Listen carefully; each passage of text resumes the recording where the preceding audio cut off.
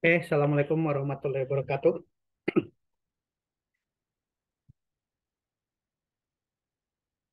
Kedengaran suara saya?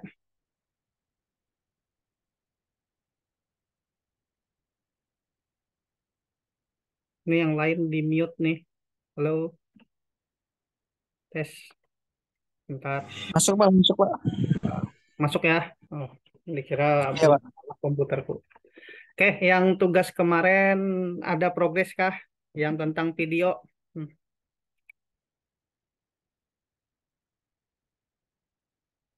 Gimana?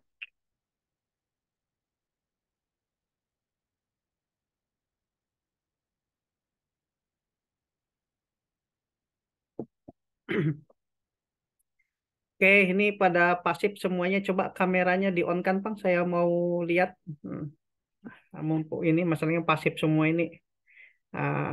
Coba kita lihat dulu. Hmm. Hmm.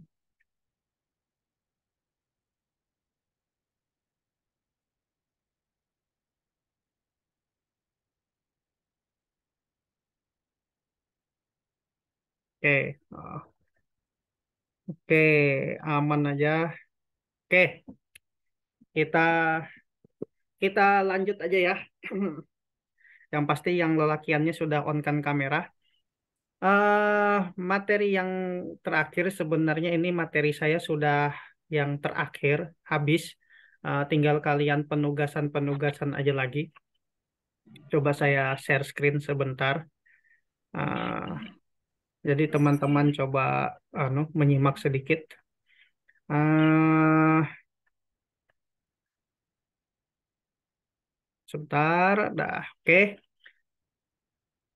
oke. Jadi ini materinya. Kelihatan? Kelihatan Kelihatan? Iya Pak, kelihatan Pak. Oke. Kelihatan Pak. Saya lanjutkan ya. Jadi ceritanya di sini akuntan dalam era revolusi industri 4.0 dan tantangan era society 5.0. Revolusi industri 4.0 itu istilah yang baru sekitar 3 tahunan terakhir yang ibaratnya sudah menggema di kuping kita semua. Cuman revolusi industri 4.0 ternyata punya kelemahan. Kenapa? Revolusi industri 4.0 itu terlalu mengutamakan yang namanya artificial intelligence atau kecerdasan buatan.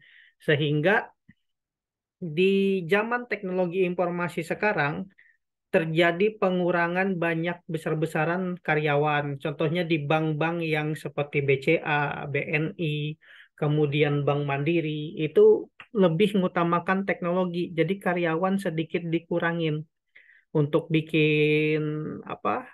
Bikin ATM baru pakai mesin, kemudian untuk buka buku rekening via online, datang jadi CS itu sekedar buka buku rekening, bukan ganti kartu ATM. Nah, karena sifat-sifat yang seperti itu yang terlalu ini, akhirnya apa? Banyak sekali lapangan-lapangan kerja yang mau nggak mau orang lain harus membuka di luar dunia perbankan karena sudah tergantikan posisi itu. Dan muncullah di Jepang era Society 5.0 yang mengutamakan teknologi-teknologi tapi perlu dikendalikan. Nah, mengutamakan bagaimana makmuran bersama. Nah, kita akuntansi di era ini bagaimana? Oke, kita lanjut aja ya. Revolusi industri 4.0, peluang dan tantangan profesi akuntan, kemudian mahasiswa akuntansi di eranya bagaimana, profesi kita ke depan dan prospek kerjanya bagaimana.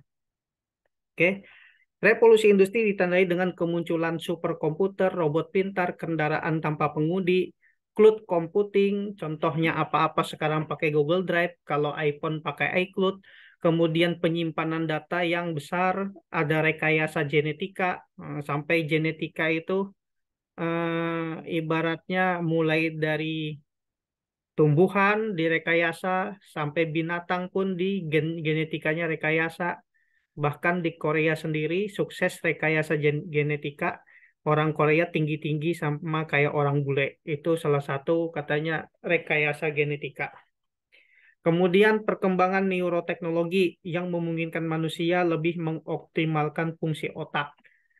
Neuroteknologi ini sampai kemarin Ikatan Dokter Indonesia pecah kongsi, sekarang ada dua, yang gengnya Dokter Terawan, ya kan, dan yang ID aslinya. Jadi sekarang dokter tuh punya dua ininya, asosiasi. Karena perkembangan neuroteknologi kayak apa ya, produk-produk yang diciptakan Dokter Terawan tidak diakui oleh ID, akhirnya ID bermain di situ, akhirnya ujung-ujungnya buka sendiri asosiasi dokter. Ini karena perkembangan ini nih. Ada kaitannya dengan bisnis, persaingan bisnis, bahkan apa ya, tekanan-tekanan dari pihak asing supaya Indonesia ini nggak maju. Ada korelasinya kayak gitu. Oke, nih di zaman dulu teman-teman dari mesin uap tahun 1800-an, mulai dari kapal uap, kereta api uap, mesin pabrik, ya kan. Akhirnya tahun 1900-an mulai ada listrik. Di zaman Bahari dulu di Tanah Hulu, ibaratnya pakai mesin listrik kalau mau nonton kan, rame-rame kita nontonan. Kemudian tahun 2000 mulai semuanya berubah, inovasi, mulai otak manusia menciptakan berbagai macam teknologi informasi di tahun 2000-an, dan mulai-mulai musik-musik dikenal di tahun 2000-an. Dan sekarang, nah, revolusi industri 4.0, kegiatan manufaktur terintegrasi melalui teknologi wireless, big data secara masif. Secara masif itu mau nggak mau apa ya, mau nggak mau harus mau, itu masif. Jadi semua perusahaan-perusahaan manufaktur, perusahaan manufaktur itu perusahaan yang memproduksi produk bahan mentah menjadi barang jadi. Nah, eh, kalau zaman dulu ada kerusakan mesin harus pergi ke Samarinda. Sekarang teknisi yang ada di Medan, di Jakarta, bahkan di luar negeri untuk mengecek mesin yang rusak di tempat produksi di kota Samarinda, misalnya mesin plywood, di remote dari luar, dicek dari jauh bisa. Itulah kelebihan teknologi wireless saat ini. Termasuk kita eranya perkuliahan dengan Zoom seperti ini, memungkinkan semuanya apa ya terjadi. Karena pada zaman sebelum COVID 5 tahun lalu wajib kayak saya dosen tetap di Sangatta. Jadi saya setiap 2 minggu sekali saya berangkat ke Sangatta untuk ngajar. Jadi Sabtu, Minggu, Senin saya di Sangatta. Bolak-balik seperti itu. Karena ada COVID, diizinkan yang di luar kota boleh mengajar. Akhirnya saya maksimalkan pot yang seperti ini. Cuman ya konsekuensinya gitu. Ah, Teman-teman tidak fokus kuliah, teman-teman apa ya, ada yang nongkrong di warung kopi, bahkan mahasiswanya sampai teguring-kuring kalau dosennya suaranya merdu. Dan saya ngerasakan sendiri bagaimana rasanya kalau ada pelatihan, training-training, atau seperti minggu kemarin saya nggak bisa masuk, ada pelatihan online langsung dari Jakarta tentang software akuntansi. Ya ngantuk-ngantuk UI dengarnya 4 jam online kayak gitu. Itu konsekuensinya. Oke, kita lanjut aja dulu sekarang nih. Oke, di sini karakteristik utamanya revolusi industri. Nah, disruptif teknologi hadir begitu cepat pesat sehingga memberi ancaman bagi industri raksasa.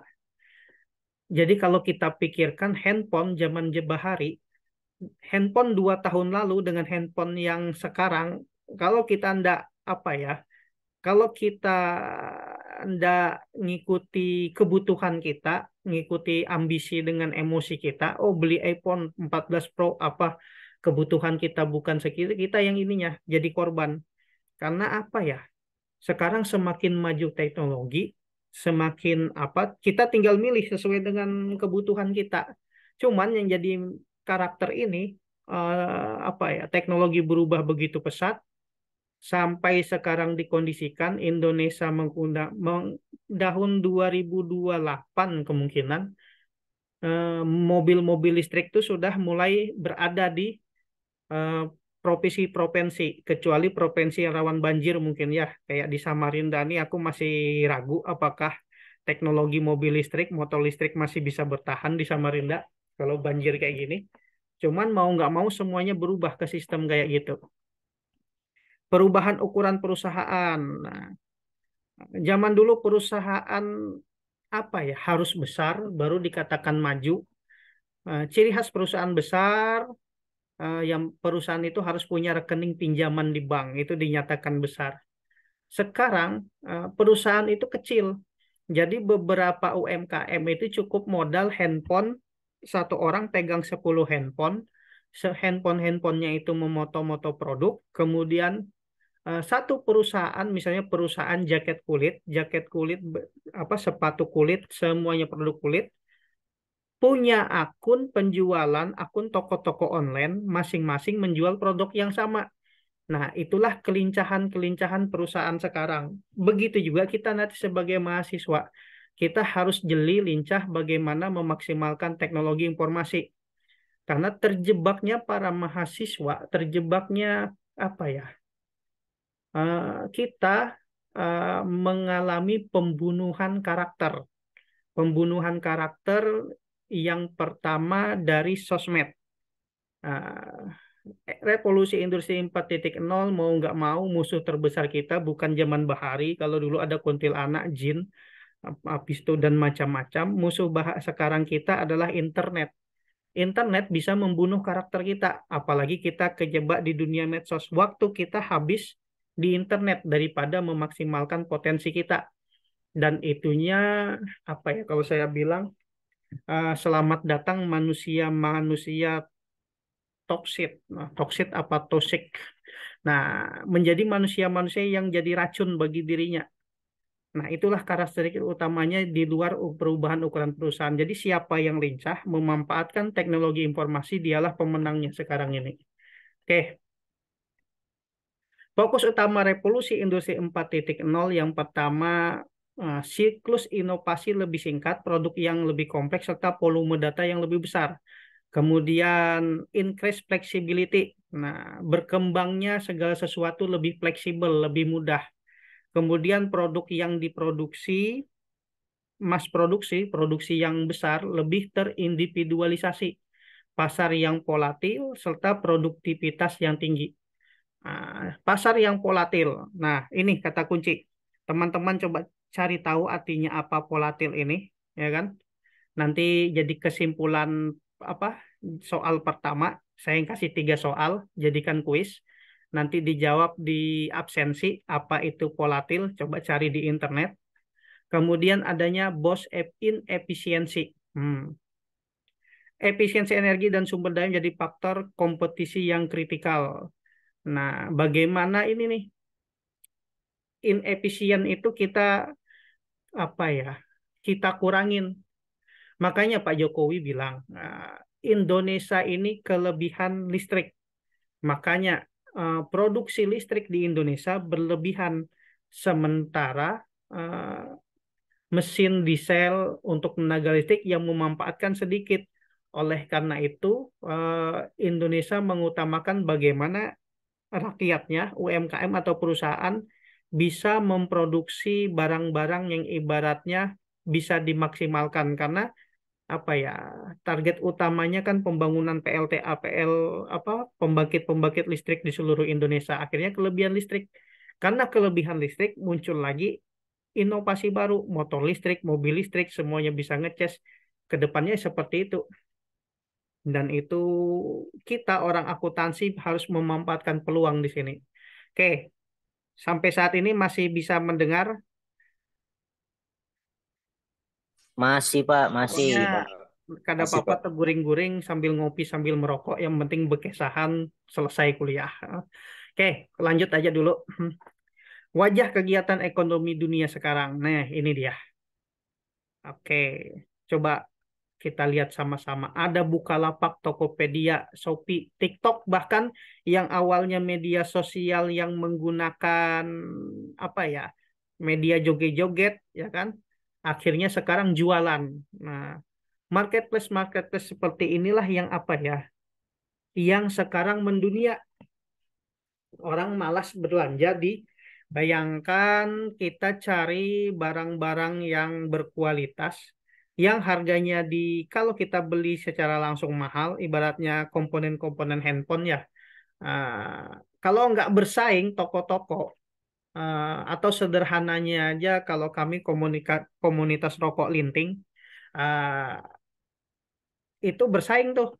Kalau dia harganya kalau lebih murah dengan beli di Jawa, dengan ongkos kirimnya cuman bahkan di Shopee ambil di tempat itu gratis, ambil di tempat dengan voucher, orang lebih memilih ngambil di tempat.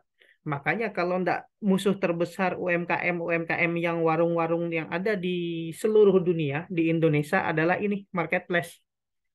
Nah, solusinya gimana supaya bersaing? Kita bangun juga marketplace selain kita buka toko-toko yang ada secara langsung tatap muka. Kita buka juga toko online. Mau nggak mau seperti itu kalau para pebisnis. Kemudian nih, ada yang namanya istilahnya sharing ekonomi. Ya, kemudian ada istilahnya smart appliance. Nah, semuanya terkondisikan dari handphone. Kita tinggal handphone, kita dari rumah bisa ngotak-ngatik, matikan listrik, matikan apa. Kalau sharing ekonomi ini pembagian ini, produk-produk ekonomi. Jadi website-website ini semuanya supaya orang mau masuk ke website itu, supaya orang mau join ke website itu, kita juga bisa dapat keuntungan dari kita bergabung di website ini dengan link-link afiliasi. Nah, itu sharing ekonomi. Kemudian nih, pendidikan-pendidikan sekarang semuanya serba online, mengikuti pendidikan-pendidikan yang ada di luar negeri. Jadi kalau ke teman-teman, sebenarnya saya minggu depan ada kemarin KTT G20, Nadiem, Menteri Pendidikan kita, jadi MC-nya, jadi moderatornya Elon Musk. Nah, Elon Musk kan ngisi materi. Nanti coba teman-teman simpulkan penugasan dari saya. Apa intisari yang mereka sampaikan? Di situ banyak ide, banyak sebuah kebutuhan. Oh, ternyata kita ini masih jauh ya kalau tidak meningkatkan value kita. Karena orang di luar sana, kalau kita mau jadi orang hebat, mau naik apa ya, mau naik kualitas hidup kita seperti orang-orang yang besar, kita harus siap menjadi seperti mereka. Karena mereka dikala orang pada tiduran, mereka nggak tidur. Dikala orang pada santai, mereka memikirkan, benar-benar memaksimalkan waktu 24 jam. Dan yang paling mahal adalah kesempatan teman-teman mahasiswa ini harus membangun komunitas. Nah, dengan kita membangun komunitas, tukar sharing, sering nongkrong, disitulah kita nanti terbangun tuh value kita. Ketika kita memiliki nilai, ketika kita memiliki value di mata orang-orang, di situ kita ibaratnya kalau uang itu ketika kita naik value, yang namanya uang tuh bukan tujuan utama. Ya, ibaratnya uang itu ibarat dampak atau impact dari apa yang kita dibutuhkan orang. Intinya seperti itu. Karena kalau hidup itu masih cari uang, masih cari untung rugi, rugi terus hidup kita. Oke, lanjut aja di sini. Kita lanjutkan lagi di sini slide ke-9. Ini dia. Peningkatan industri baru diakibatkan oleh perubahan-perubahan baru. Exxon, General Electric, Microsoft, ya kan? Ini nih, virtual new world, teknologi virtual. Bahkan ini ada yang namanya kemarin itu menjual foto-fotonya ya. Kalau di internet siapa namanya NFT. Jual foto di NFT, NFT-nya dibeli sampai harganya berapa miliar itu di masuk podcast di Kobuser. Nah, itu permainan sebenarnya itu. Permainan virtual teknologi. Nah, jadi ibaratnya dunia ini ada dunia virtual, ada rumah kita, kita coupling di situ. Nah, entah seperti apa, untuk sementara kalau untuk di Indonesia teman-teman jangan terjebak dunia virtual yang itu karena itu masih permainan, kita dunia nyata aja kita bermainnya, karena yang dibutuhkan di dunia nyata kita maksimalkan sebagai orang akuntansi. Oke, ini dia perusahaan-perusahaan yang berkembang dari 2018 perbandingan dengan 2008. Sekarang Apple meningkat, kalau dulu PetroChina, perusahaan migas semua yang bermain.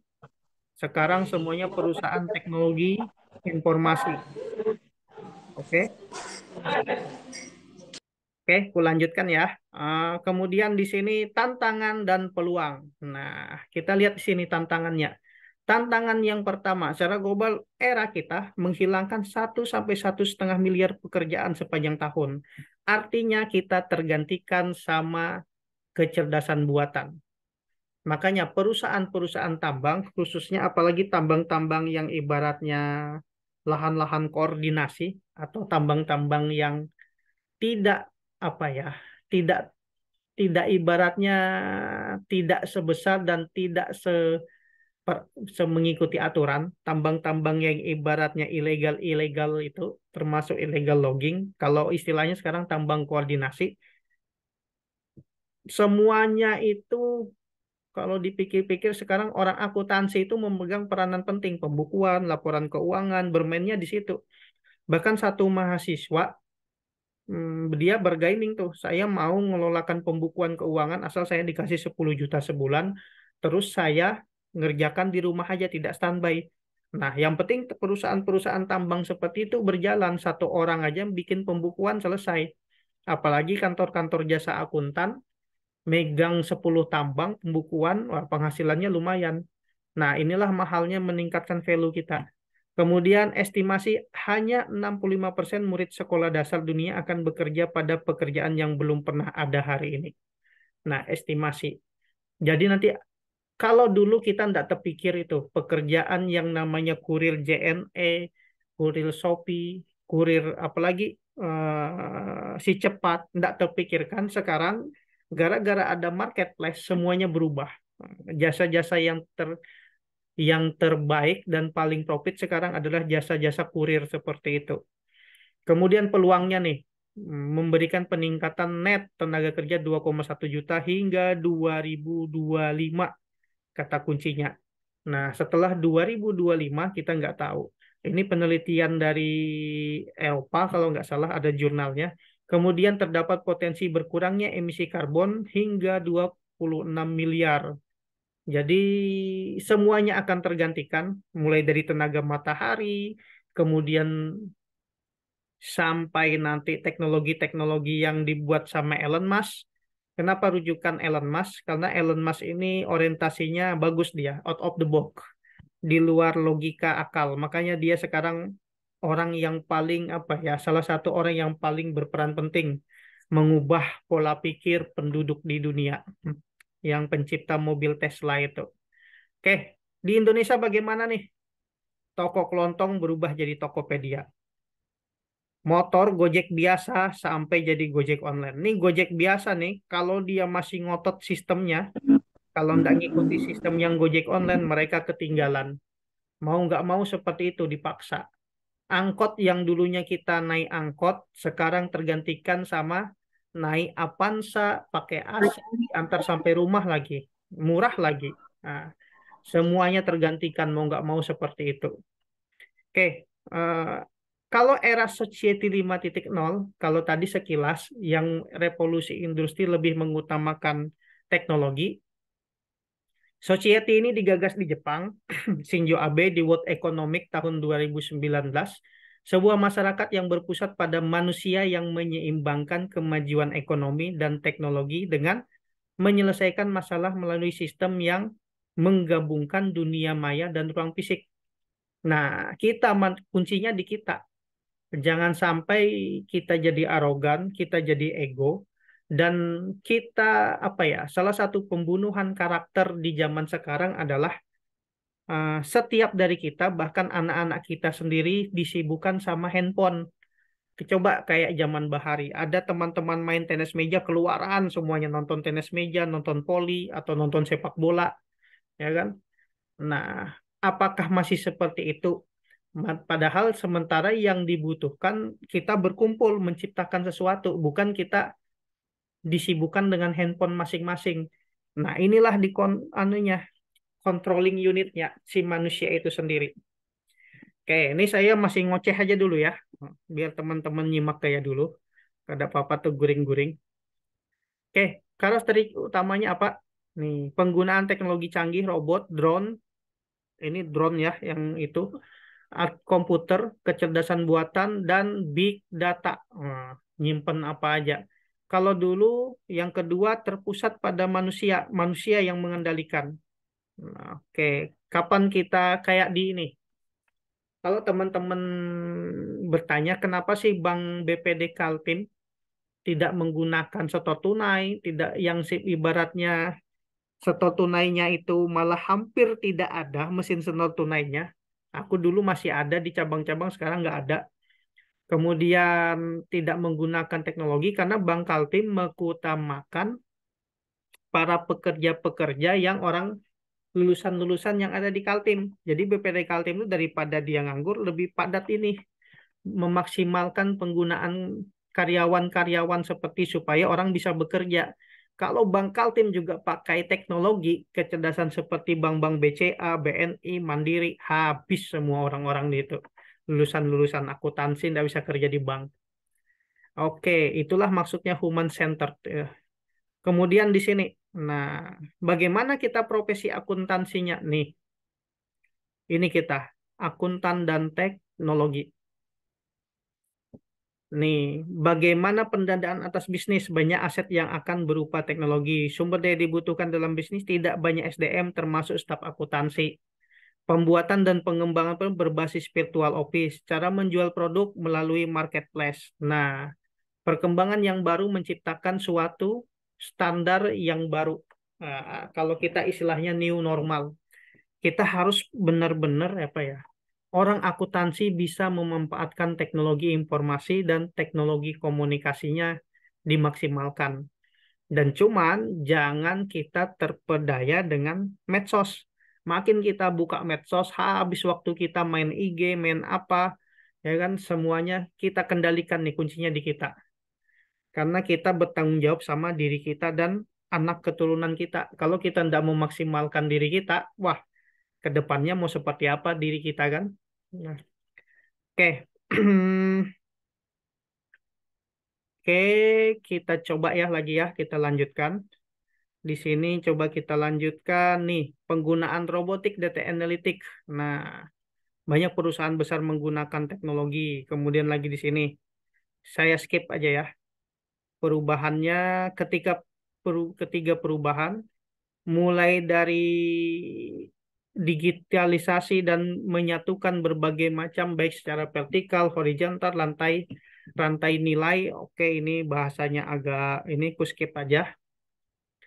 Oke, ini tren yang tadi kecerdasan buatan.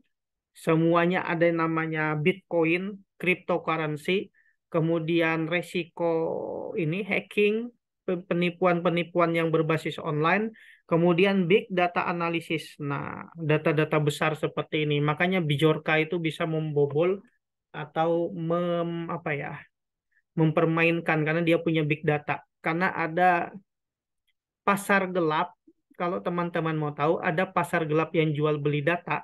Makanya kita diteleponi dulu, selalu diteleponi dari orang rekening BNI atas nama apa, karena ada pasar gelap yang jual beli data-data kita. Hmm. Selain pasar putih, ada pasar gelap juga tuh di dunia online, di dunia virtual. Akuntansi di masa depan, sekarang dan di masa depan, kalau kata kuncinya, mulai 2022, dan kita akan memasukin 2023, yang konon katanya akan terjadi krisis besar-besaran. Data akuntansi berbasis cloud. Kalau dulu software akuntansi itu sekali beli itu 15 juta satu software. Aku dulu pernah nyeting di PT Baswara, nyeting beberapa komputer untuk jadi komputer server terpusat akuntansi. Sekarang berbasis cloud. Jadi buka aja Mozilla, buka aja Google Chrome, tapi berbayar 200.000 per bulan, 150.000 per bulan, berbasis online. Mau akses di mana aja kita bisa. Kemudian mendapat pengaruh kekuatan dari big data. Kata kuncinya big data. Big data itu server yang terpusat.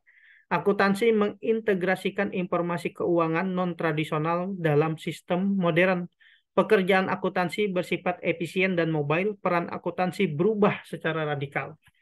Nah, ini aku stop share aja dulu. Nah, jadi di sini teman-teman, sebagai orang akuntansi, kita diuntungkan dengan perkembangan teknologi informasi. Kenapa? Awalnya yang pekerjaan itu harus standby di kantor, karena yang namanya sistem online, sistem servernya online, tidak lagi harus input data di kantor. Kita bisa memaksimalkan potensi-potensi kita, supaya kita bisa, karena pekerjaan akuntansi itu pembukuan, neraca, apa, semuanya, bahkan menganalisis keuangan, manajemen keuangan. Kalau kita memang bagian akuntansi sejati, kalau kita akuntansi bisnis, cari proyek apa semua, semuanya berbasis digitalisasi. Jadi memaksimalkan kita untuk membuka sumur-sumur baru untuk mendapatkan rezeki lebih. Nah, inilah bisnis yang terbaru. Seperti teman-temanku megang keuangan 3 perusahaan, 4 perusahaan. Itulah peluang-peluang besarnya sekarang yang harus mau nggak mau dari semester 1 sampai semester 4 nih meningkatkan value kita atau nilai kita. Nah, kuncinya apa? Jangan sampai kita terjebak sama diri kita menjadi toxic. Kalau aku bilang, padahal tulisnya TOXIC, aku ngomongnya toxic. Ah, oke, sampai di sini ada yang ditanyakan nggak kira-kira? Hmm, Pak nih, teguring semua kah? 20 orang nih. Hmm, Ada Pak, ada. ya, silahkan. Nah,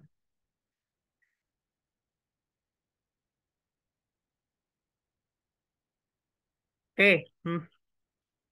Jadi kata kuncinya sistem TIK yang saya sampaikan ini mengantarkan teman-teman jangan sampai ini.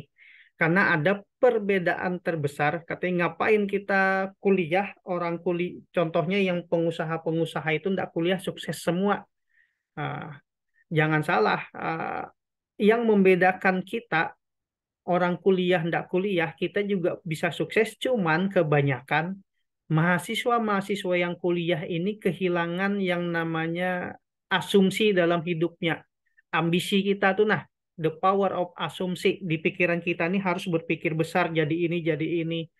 Jadi ibaratnya ketika kita merasa titel nanti kita mahasiswa, kita sarjana, tapi pikiran kita sempit, pikiran kita kecil, ya sudah kita kalah sama orang-orang yang nggak kuliah tapi karirnya bagus.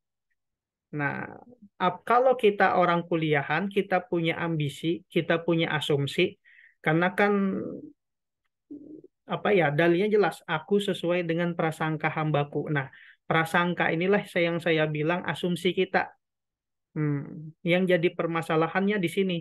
Jadi, ke depannya sebagai orang akuntansi yang pertama, untuk meningkatkan kompetensi atau kualitas kita, kira-kira teman-teman yang kira-kiranya hidupnya, pikirannya sempit, orangnya itu tidak bisa diajak maju, gitu-gitu aja hidupnya, kita kurangi tuh aktivitas kita, tukar pikiran, diskusi sama mereka. Kita berkumpullah sama orang-orang yang berpikir besar. Ibaratnya, kalau kita berkumpul dengan para pengusaha, pikiran kita juga kedapatan tuh aroma pengusahanya, bahkan rezeki-rezeki pengusahanya juga dapat. Kalau kita berkumpul dengan yang orang-orang yang toksik, orang yang tidak bisa maju, tidak bisa diajak mikir, bahkan kita minta pendapat pada orang yang mengutamakan pemikiran, aku lebih tua nih, kamu tidak tua aku. Nah, tapi pola pikirnya, pola pendidikannya, dan tingkat ininya tidak seperti kita, masih di bawah kita, salah kita minta pendapat kepada orang-orang seperti itu. Jadi di dunia akuntansi, teman-teman harus cari orang yang bisa dijadikan mentor, dijadikan rujukan, yang punya apa ya? Aku harus ke sini, aku yang ibaratnya punya ambisi tapi tahu cara mendapatkan ambisi itu. Nah, kuncinya di komunitas-komunitas ini yang membangun pola pikir. Dan yang kedua, sebagai orang akuntansi, perjalanan saya ketemu beberapa akuntan besar, bahkan pengusaha ke pengusaha besar, rata-rata basicnya orang akuntansi. Mereka tidak pernah dulu berpikir untung rugi. Berpikir bahwa ketika meningkatkan value-nya, ya kan dia punya asumsi yang bagus, prasangka yang bagus terhadap dirinya sendiri, mereka pasti jadi orang besar. Dan ibaratnya yang namanya rezeki, yang namanya uang itu, kalau kita berpikir untung rugi, rugi terus dalam hidup ini. Nah, itu yang harus dijauhin. Orang akuntansi fungsinya membaca laporan, mengetahui laporan rugi laba. Dari rugi laba itu kita memutuskan nih harus seperti apa dan bagaimana. Tapi bukan terpatok pada laba rugi, tapi di situ ada analisa laporan keuangan untuk mengambil keputusan. Oh, ternyata banyak piutang nih belum tertagih, orang ngutang sama kita. Bagaimana memaksimalkannya supaya uang kita terima bisa kita putar lagi untuk usaha. Begitu pola pikirnya. Dan tidak semua di sini nanti bakal bermain di akuntansi. Manajerial akuntansinya itu yang banyak kepakai nanti ke depannya. Oke, ada yang ditanyakan lagi enggak nih? Kalau nggak ada, itu dulu materi yang mau ku sampaikan. Yang soal pertama tadi coba dijawab ya. Aku jadikan kuis. Oke, ada? Nggak ada? Oke, saya rasa cukup aja dulu malam ini tentang peran dan peluang. Teman-teman mau supaya apa ya, agak sedikit terbuka wawasan, jangan terjebak di dunia medsos. Dan kemarin yang videonya tetap dibuat, saya ngambil ini juga, mau ngambil nilai dari situ supaya keaktifan mahasiswanya. Oke, kalau nggak ada, saya akhiri dulu perkuliahan kita. Nanti kita lanjut lagi minggu depan, slide selanjutnya. Assalamualaikum warahmatullahi wabarakatuh. Baik, Pak. Terima kasih. Tuh. Waalaikumsalam warahmatullahi wabarakatuh. Waalaikumsalam warahmatullahi Ya, wabarakatuh. Terima kasih, Pak. tuh. Nanti absensi jangan lupa ya di classroom ya. Ya, baik, Pak. Oke, Ya, saya Baik, Pak. Pak.